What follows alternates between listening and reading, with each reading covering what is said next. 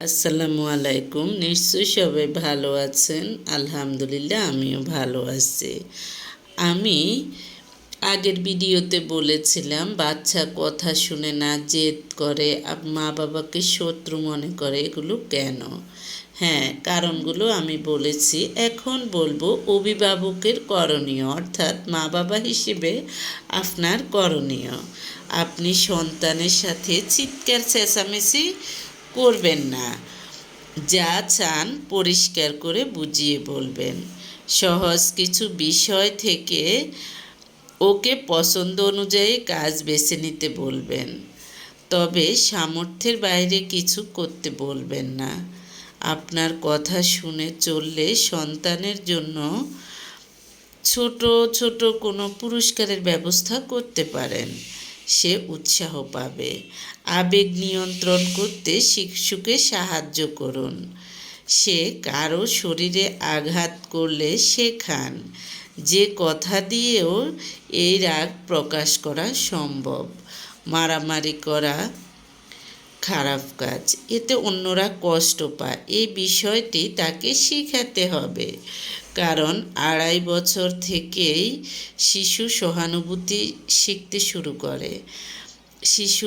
শিশু রাগ করলে অনেক অভিভাবক বলেন, যাও, তোমার সঙ্গে আর কথা বলবো না, চিৎকার চেঁচামেচি করে। এগুলো করা ঠিক না। বরং রাগ না কমা পর্যন্ত সন্তানের সঙ্গে থাকুন, গল্প করুন বা মজার কথা বলুন। শাস্তি না দিয়ে তাকে তার পছন্দের, যেমন দাদুর, নানুর কাছে নিয়ে যাবেন।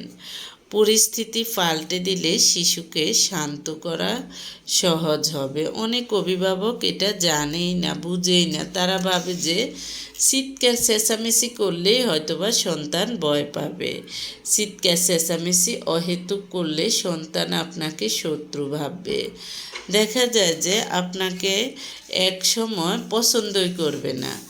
তাই বুঝে শুনে চিৎকার চেঁচামেচি করবেন, বুঝে শুনে শিশুকে বকাঝকা করবেন। দুটি কাজের মাঝখানে শিশুকে সময় দিন। মাথায় রাখতে হবে, সন্তান আপনার।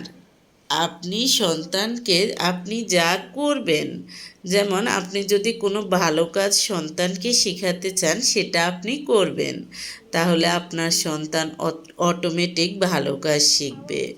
আপনি সন্তানের সামনে গীবত করবেন না, পরচর্চা করবেন না, পরনিন্দা করবেন না।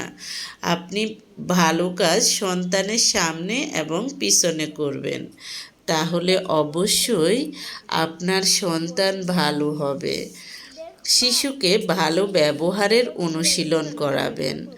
মজার পরিবেশে কাজ করতে দিন, যেমন ছোটদের উপযোগী কোনো গান চালু করে দিয়ে